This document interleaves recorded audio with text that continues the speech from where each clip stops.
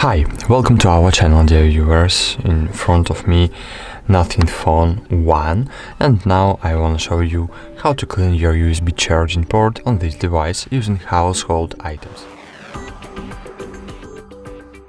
Firstly, remember one rule.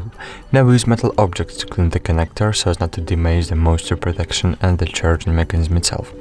I suggest to use an old toothbrush, which you no longer use.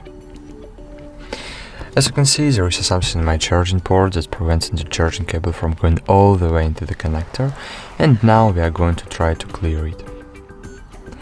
Firstly, you need to take the cover off, if you have, and insert the one part of the brush into your connector.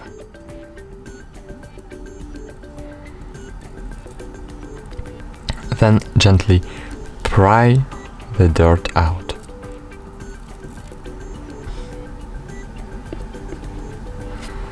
That's it.